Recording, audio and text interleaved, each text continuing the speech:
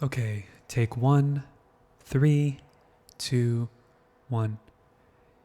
Hey everybody, how's it going? Forrest here again with another installment of my complete analysis of all 389 Bach chorale harmonizations. Today we're going to be looking at Jesu nun sei gepreist, which translates to Jesus now be praised. This is a very long chorale, so I don't have much time for an introduction, so let's get started. We're pretty clearly in the key of C major. I always like analyzing pieces that are in common time with C major because you get a third C there. But yeah, it's kind of interesting because the first cadence we have is on B flat. Now, if you listen to the chorale up until this point, this B flat almost has like a modal effect, as if we were cadencing not in the key of B flat, but on flat 7 of C, which is exactly how I analyzed it. And we're going to get there. It's a very interesting cadence, but I called it a half cadence because flat 7 is sort of functioning like a dominant, as if it wants to go back to the 1, even though it doesn't, which is kind of interesting. That being said, let's start with some harmonic analysis. So we start with a C major triad. That's just a 1 chord in the key. And then we get the same chord again with a passing tone in the tenor. And then we get another C major triad, just respelled. And then we get B, D, G, and D. That's a 5-6 chord. And then we get B flat, C, G, E. That's a C7 triad with B flat in the bass. That is 5-4-2-4, because C is the dominant of F major. Then we get A, C, F, F. That is a 4 chord in first inversion. We have a passing tone in the alto. And then we have G, F, A. I think that G is an accented non-chord tone. And then all that's happening here is it's turning into a 5-3. So 4 going to 7. This right here is kind of like a modal cadence going on. Again, with the theme of modality, it's a coincidence that these two chorales were placed next to one another in this edition. But yeah, this definitely has a modal feel, like 1, flat 7, 1, like a Mixolydian sort of sound. And then we have F sharp, A, D. That is a D major triad, which is 5-6 of 5. And we would expect that to go to a G major chord, G, B, G, D. That's a 5 chord.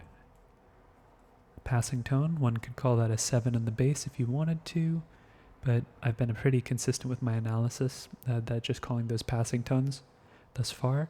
E, C, G, C. That's a 1-6 chord, or a C major over E. F, F, A, C. It's an F major triad, or just a regular 4 chord. A passing 7th. G, D, G, B. It's a 5. And then we cadence in the key of C major. Perfect authentic cadence. 4-5-1. Doesn't get more perfect authentic than that. Okay, now we have some interesting counterpoint going on. We have some F sharps, so G is being tonicized here. G. Sorry, I keep on calling G on top of the staff. It's like I know that I'm in bass and then I switch to treble. G, B, G, D, that's a 5 chord. Then we kind of have like 7 of 5, but they're passing tones, so I'm not even going to bother analyzing them. Like that right there. A, C, F sharp. Actually, you know what? I will say that is 7-6 of 5 right there.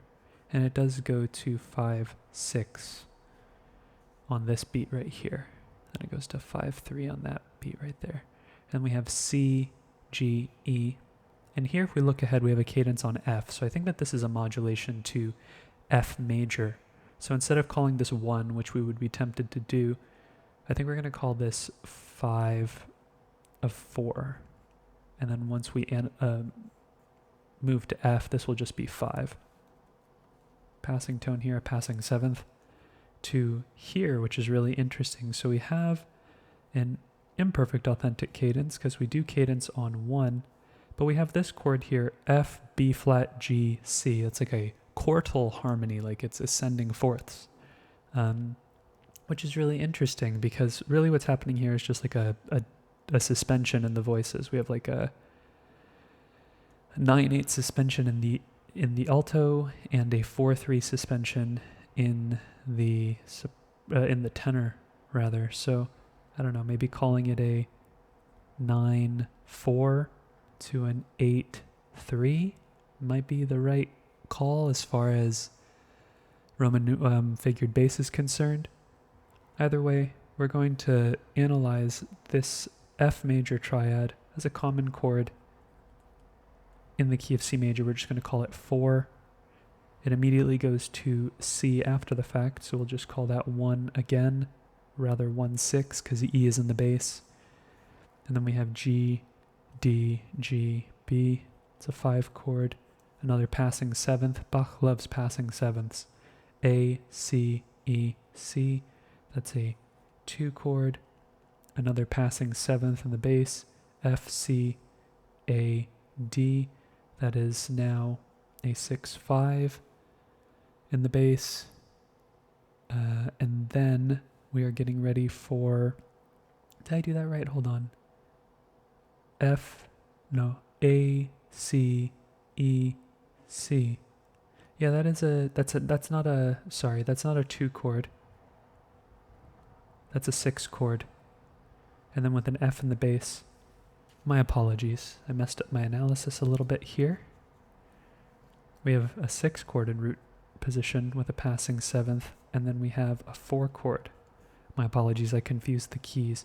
And then we have a 5, and then another perfect authentic cadence right here, the 1. Very good. Another passing 7th in the alto. Good, so looking ahead, we have an imperfect authentic cadence in the key of A minor right here. So we're going to call this A minor right here the common chord. A minor and C are related via the fact that they share a key. They diatonically share all the same notes. The only thing that happens with A minor as opposed to C major is that we artificially add the G sharp for because A minor doesn't naturally have a leading tone. So here's where I think some of the most interesting analysis in the entire piece is concerned. I think there's an argument to even be made that this section right here is an E minor, and then and then it quickly transitions back to A minor. But I'm going to keep it all in A minor just because I think that modulations are more substantive in terms of how long they last. So we're going to say that this is all A minor, but we do get an E minor triad here, which is interesting because that's not characteristic of tonal minor keys. We usually get 5 major, but we get a 5 minor here. So G, D, G, B, that is a 7 in root position. Some passing tones in the lower voices. Then we have E, F sharp, A, D. I think this E is an accented non-chord tone, and it's D sharp, F sharp, A, B. That would be a 5, 6, 5, a 5. Oh, sorry, I marked that, and that's not the non-chord tone. It just happens on the beat afterwards. And then we get an E minor. So this is the reason why I think this might be a 3, 6, 5, 1. I'm going to go ahead and write that above, as if we thought about this in E minor, this would be a 3, 5, 6, 5, 1. However, we're keeping it in A minor, and this is sort of like a longer tonicization of E minor in the key of A minor. We could even call this G major chord. Actually, never mind. No, I was thinking of something different. I was going to say that it would be the dominant preceding it, but that's not the case. F sharp is the dominant of B. But here we have C, E, G sharp, B. And I think that C is an accented non-chord tone. B, E, G sharp, B would make that a 5, 4, 3. Actually, it would just be a 5, 6, 4. It would be a 5, 6, 4 chord, and it's part of like a larger passing tone figure, so that's okay to see a 6, 4 in this situation. And then it immediately goes to 1, which gets voiced twice. And then, if we look ahead to the next cadence, we get a perfect authentic cadence in C. So we're going to call this A minor 6 again. So then we have D, F, A, B. Instead of 2 in A minor, this is now 7 half diminished 6, 5. This is B minor 7 flat 5 over D. Then we have E, F, A, B. I think this E is an accented non-chord tone, and we have F, F, A, B. That's what's happening here is I think the same thing. It's just a 4-3 now, because the F is the only thing that's really changed. And then we have G, E, E, B, or sorry, G, E, G, B. That's a 6 chord, or an E minor chord in C major is a 3 chord. A 3 chord in first inversion. Some more passing tones. And then we have G, G, D, B. That's a 5 chord in root position. Passing 7th on the bass. E, D, G, B. E, F, G, B. I think this D is actually, this is another accented non-chord tone, so it's D, F, G, B. That's a 5-4-3 chord happening right here. And then again, we get another one of these suspensions where we have C, F, and then it's sort of like a 1, 4, 3, or rather, yeah, it'd be a 1/4, a 1-5-4 to a 1-4-3. Good. All right, excellent. So we've made our way up into the next 2 phrases, and now, interestingly, we have a meter change in the middle of the piece. That's always fascinating when that happens. We're in 3/4, and when I was hearing the chorale, it felt like it picked up here. 3/4, just the rhythm of everything, and the 2 felt like the weakest of the beats, and it felt like the tempo picked up in the kind of like a waltz. 1, 2, 3, 1, 2, 3, 1, 2, 3, and the 2 and the 3 were sort of accessories to the 1. But let's get through here and see what's going on. So the first cadence that we get is in the key of C major. It happens right here. It is an imperfect authentic cadence because we have we have E in the soprano. So let's go ahead and analyze it that way. So we have a 1 chord again right here. It's pretty much the same spelling, just we get some tenor gets the soprano's note and the soprano gets the tenor's note. And again with another 1 chord. B, D, G, D, that's a 5-6 chord. G major over B. A, E, G, C, that is a 6-7 chord in root position. B, D, G, D, another 5-6, spelled the same way as before. Some passing tones. We actually also have, actually no, we won't call that a passing tone. Actually, does this change anything? A, D, A, D. Yeah, we're going to call those passing tones. There's no third to really confirm what's going on there. Then we have G, G, B, E. That is a 3 chord in first inversion, an E minor over G. Then A, C, C, F. That is a 4 chord. We would expect 3 to go to 6, but we were kind of deceived and it goes to 4. So 5 going to 6 is what we consider like a deceptive sort of sound, but 3 going to 4 also has that same effect. But remember, 4 and 6 are a third apart, so they share a lot of the same notes, or 2/3 of their contents are the same. This is a 4-6 chord. Passing B right there, turning that C into a B, doesn't really do anything to the chord, but it is sort of like introducing the leading tone. But going down, we have B, D, A, F. That is a 7 chord in root position. It's 7 half diminished, actually. So we'll go ahead and mark the degree symbol with a line through it. And then we go to 1. Imperfect authentic cadence. And then we have C, G, C, E. Big open chord, huge space between the lower voices and an upper structure between the upper voices, like a very closed structure. And then we have G, G, B, D. that is a 5 chord. And if we look ahead to the next cadence, we have a cadence in D minor, more specifically a perfect authentic cadence in the key of D minor. So I think what ends up happening is on the next chord, we have a common chord. We have A, F, A, D. That is a D minor triad in second inversion. So we would call that a 2-6-4 chord here, but in the key of D minor, we would call that a 1-6-4. Then we have B flat, E, G, D. That is a 2-4-3 chord. It's half diminished as well because E to D is a minor seventh as opposed to a fully diminished seventh chord having a diminished seventh on the outside. And then we have A, F, A, C sharp.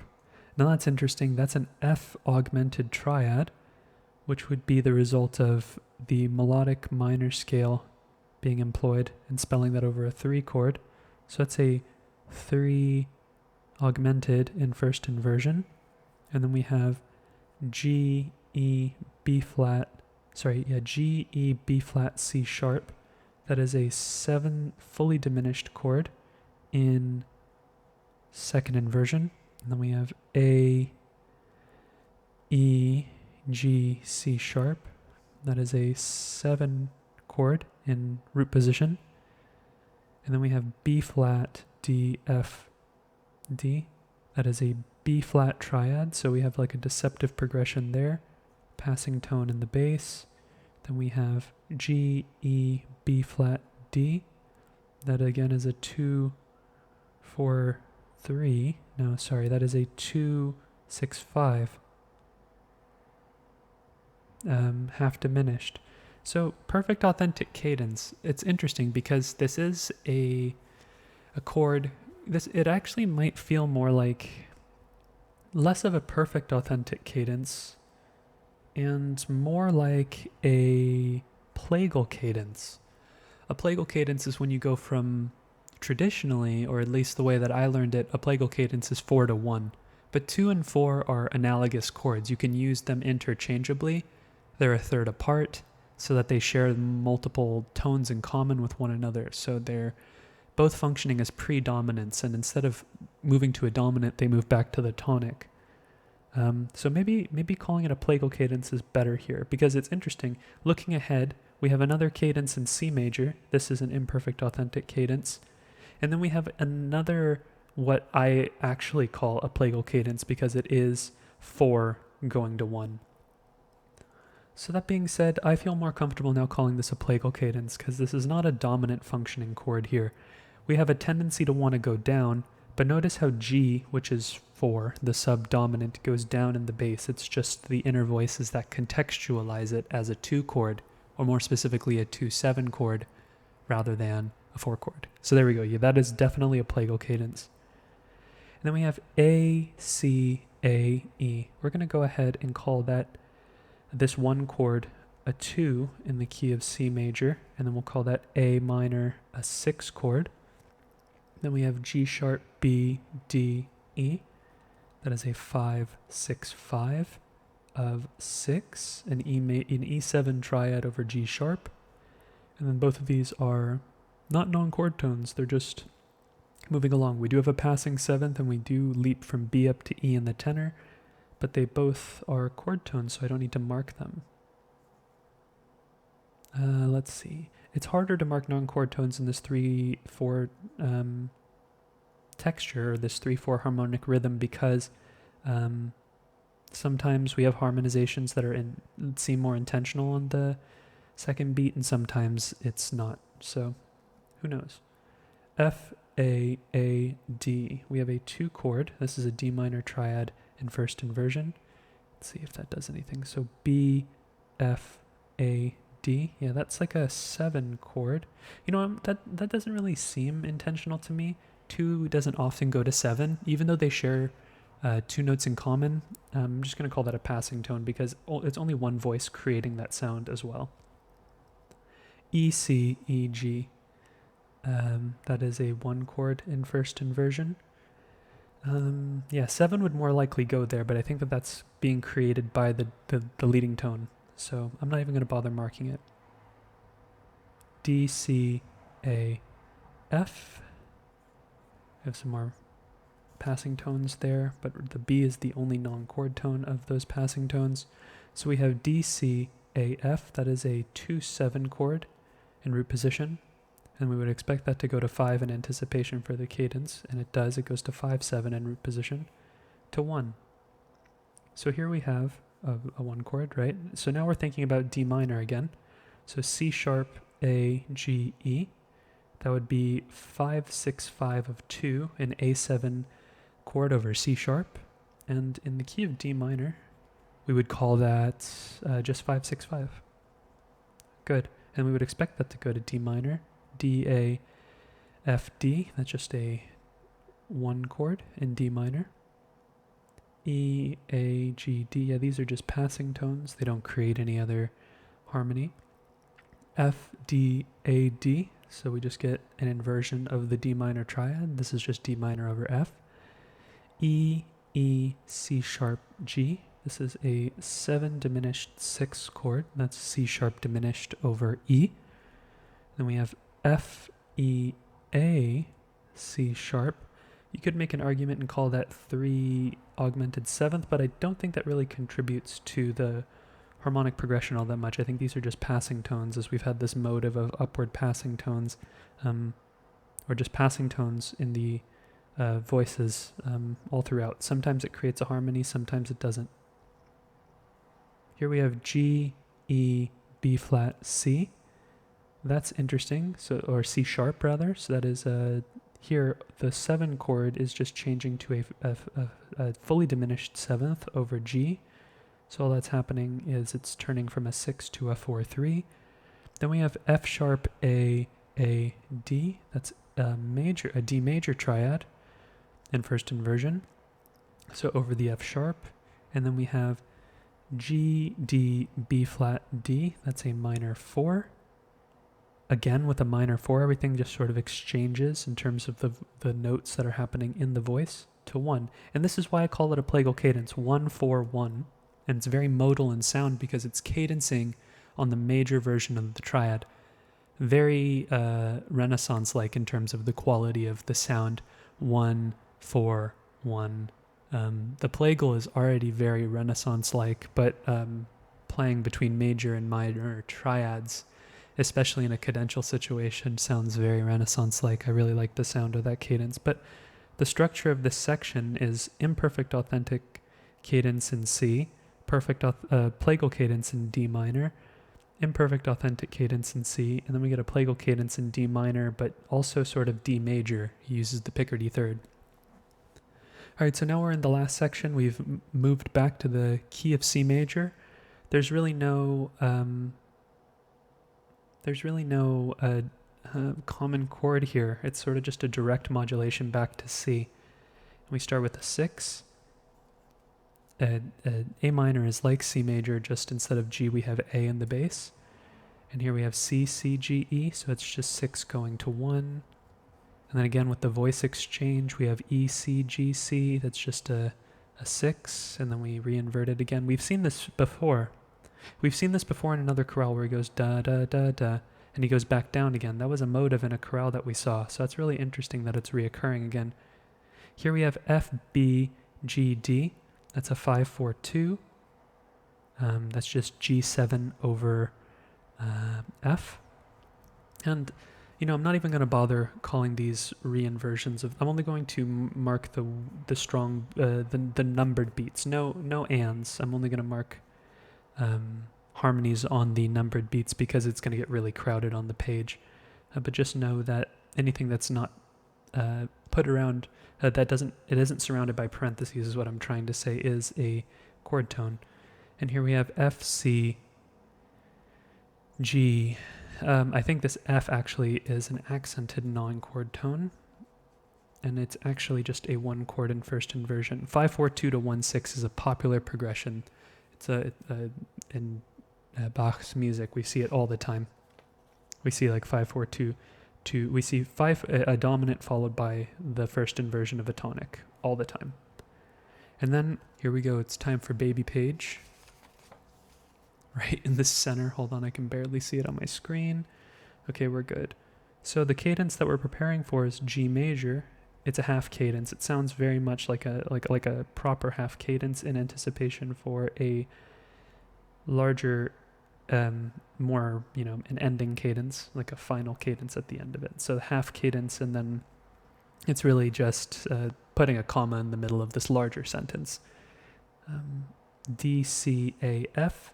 That's a 2-7 chord in root position. Passing tones. In the bass, that's interesting how he leaps up to an octave in the lower voices there. He goes D to C, then E to E, and then F to D. F, D, so yeah, that just turns it into a 6-5 again. And then these are chord tones. G, B, G, D, it's a 5 chord. Yeah, 2, 6, 5 to 5. Neighbor tone, again with just the 5-3. 7th passing in the bass, E, B, G, D, that's a 3-7 chord. Passing 7th in the bass, E, C, G, C, it's a 1-6 chord. Passing tones in the lower voices. Then we have G, E, G, C, it's a 1-6-4 chord, we'll just call it 6-4. Some counterpoint, neighbor tones in the alto and the bass. G, D, G, B. It's a 5 chord. More counterpoint to a 1. And sometimes analysts use this bracket notation here to signify 1, 6, 4, and 5 being part of the same thing. So there you have it. Jesu nun sei gepreiset. This is an interesting chorale for sure. The meter change, I was about to say metric modulation. That's not quite exactly what metric modulation is. In fact, it's not at all. But there's a meter change in the middle. It's not super uncommon in Bach's music for that to happen, but you see that in sort of like the larger forms. So seeing it happen in a chorale, it's the first one that I've seen. But then again, I've only looked at 11 of all 389. Maybe it's more common than I thought. But that being said, we have some interesting chord changes. I mean, Bach's music never ceases to challenge my understanding of common practice period harmony. You see chords moving from place to place that, when I was grading assignments, I had a rubric next to me and I was told to mark things off because the progression isn't something that you would expect. But then again, when you're grading a student's work, it's different because it's more so important for them to demonstrate that they know where the chords are supposed to go rather than, composing their magnum opus, which is not the point of a theory class, right? So it's kind of hard because I was like that when I took theory for the first time. When I got homework back and I got things marked off, I felt like almost a little attacked as an artist. So getting over that and, just understanding that it is a theory class and it's more so just about demonstrating the fact that you understand the material is what's important. But if you look at Bach's work, he really challenges a lot of the chord progressions that you would normally find in your textbook, which is really fascinating. So I definitely have more of a liberal take on harmony now, and I'm only 11 chorales in, so I'm really looking forward to the rest of the journey with you all. It's been a really fun chorale to look at. Happy New Year, and take care.